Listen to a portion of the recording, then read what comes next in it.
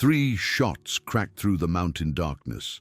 The silver Mercedes careened wildly, slamming into a massive pine with the sickening crunch of metal and glass. Daniel Cross was already moving, his German shepherd Thor at his side, weapon drawn. From the smoking wreckage, Elizabeth Mason struggled against the deflated airbag, blood streaming down her face. Behind them, headlights appeared, 3 vehicles closing fast. Thor's snarl erupted like thunder as armed men emerged from the darkness. This was no accident, this was war. But the war had started 6 months earlier when 3 black luxury sedans rolled into Daniel's modest repair shop in Redstone Valley, Colorado. Daniel had built his life on silence and solitude. At 46, the former Marine carried his Desert Storm scars both visible and hidden, preferring engines to people, routine to risk. Eagle Auto Repair occupied a weathered building at the edge of town, where Daniel worked alone, except for Thor, a sable-coated shepherd who retrieved tools on command and kept watch with military precision. The garage walls told stories Daniel never spoke. A Navy cross in its shadow box. Faded photographs of Marines in desert camouflage, a folded flag. Springsteen played on the radio while Daniel rebuilt a classic Mustang engine, his scarred hands moving with practiced certainty. When the sedans arrived, he barely looked up. But Thor's immediate alert, hackles raised and body tense, drew his attention. The rear door of the lead vehicle opened, and a woman emerged. Dark auburn hair swept into an elegant twist, tailored suit speaking of boardrooms and power. She approached with confident steps, despite Thor's warning stance. Elizabeth Mason extended her hand. "Mr. Cross, I'm here because you're the best mechanic in 3 counties, and because your service record suggests you're exactly who I need." Daniel accepted the handshake briefly. "Not interested in whatever you're selling." "I'm not selling. I'm offering partnership." She gestured toward his garage. Mason Automotive is launching the Veterans Technical Corps, training facilities where former military learn advanced manufacturing skills while producing American-made components. Your town needs economic revival. Veterans need purpose.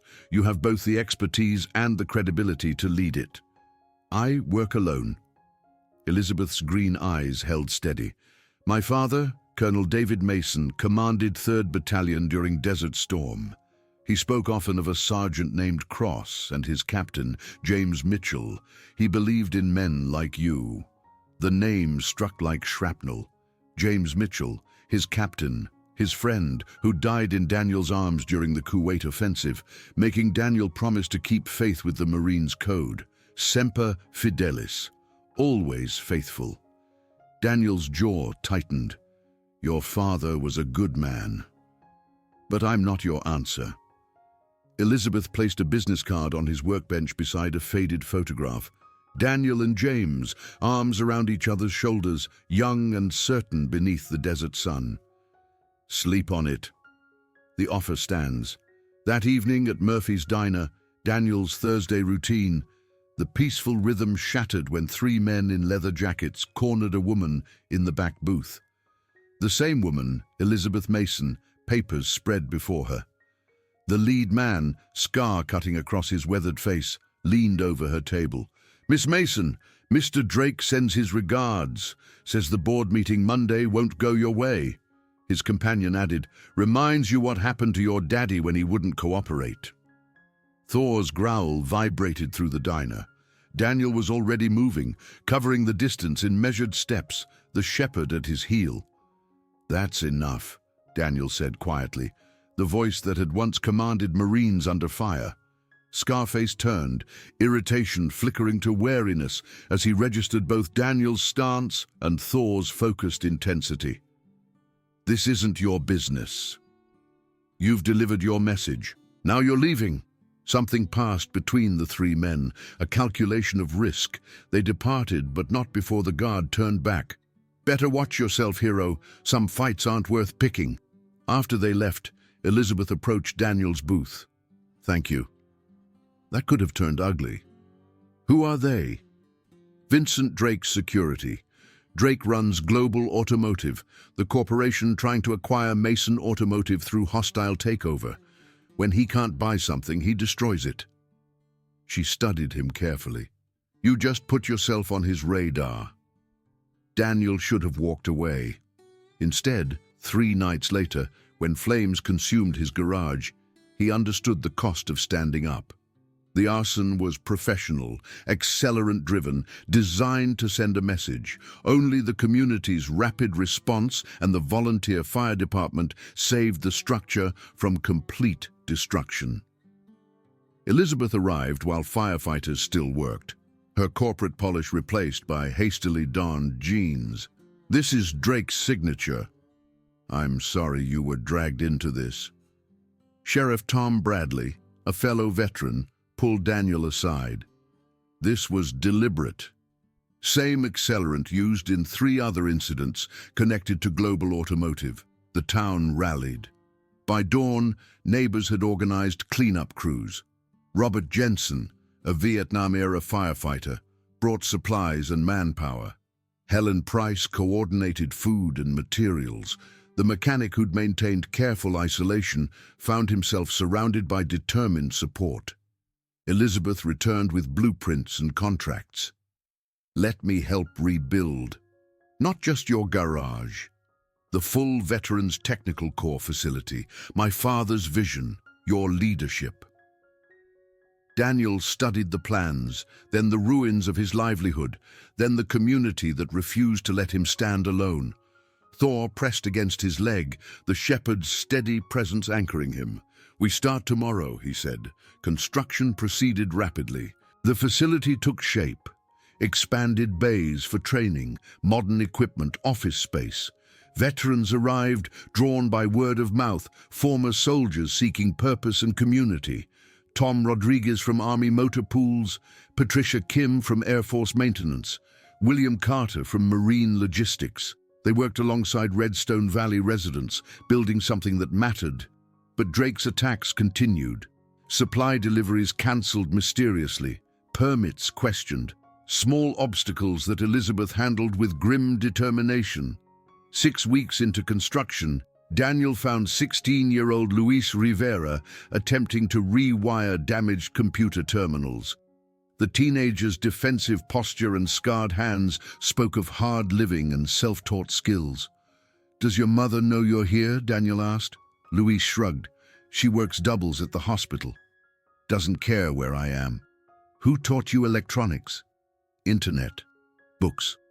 Luis paused. "My dad was a mechanic. First Marines. Didn't come back from Kuwait." Daniel recognized the implicit connection. "He'd be proud of your skills."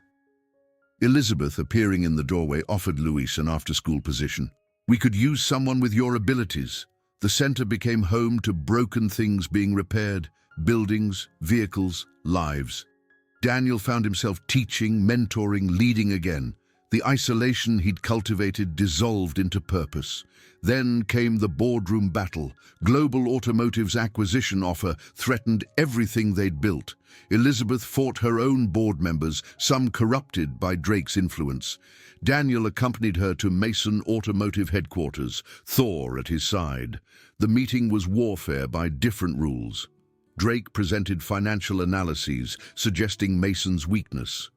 Elizabeth countered with federal contracts and production data, proving the Veterans Corps' success. The breakthrough came when Sheriff Bradley presented evidence.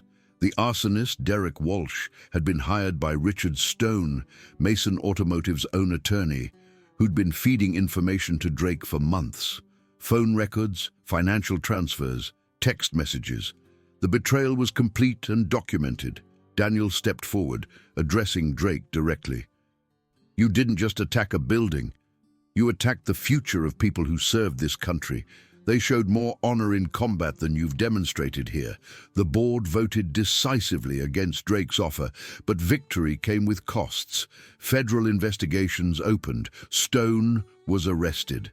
Drake, facing criminal charges, made one final desperate move. The attack that began this story, forcing Elizabeth's car off the road. Daniel and Thor intercepted them, armed men intending harm. The standoff lasted seconds that felt like hours before Sheriff Bradley arrived with backup. Drake's men were arrested. The corporate raiders' empire began collapsing under legal scrutiny. 3 months later, Redstone Valley celebrated the official dedication of the Cross Mason Veterans Service Center. Flags lined the approach. 300 people gathered. Daniel wore his dress uniform for the first time in years, Thor sitting at perfect attention beside him. Elizabeth spoke of partnership between industry and service. Sheriff Bradley presented Thor with a community service medallion. Rebecca Ford, the journalist whose investigative reporting had exposed Drake's criminal network, documented it all. When Daniel's turn came to speak, he kept it brief. Captain James Mitchell once told me Semper Fidelis wasn't just a motto, it was a way of living, faithful to mission, to comrades, to country. When battlefields become workshops, when uniforms become coveralls, that faithfulness remains. The ribbon was cut, the center opened. 20 veterans now worked regular shifts, learning and building. Luis Rivera had earned a full scholarship to technical college.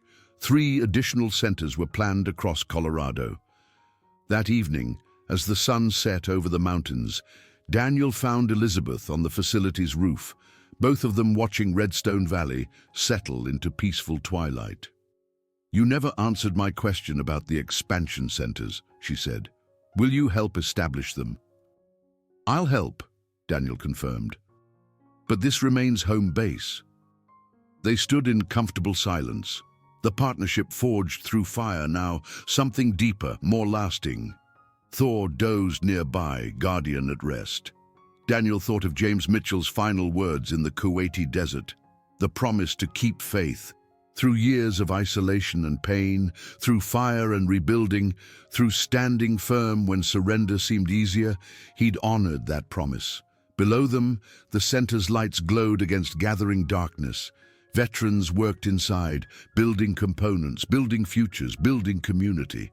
The mission had changed from combat to creation, but the faithfulness remained.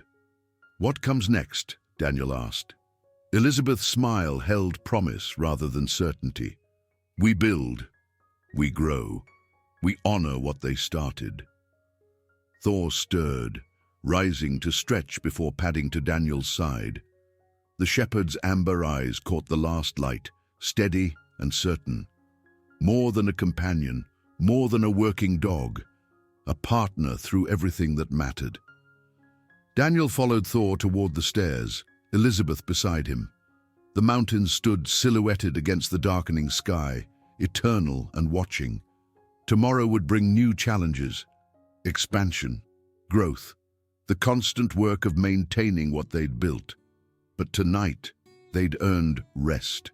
The center stood complete. The community stood united. The mission continued. Semper Fidelis, always faithful. Not just words, but a way forward.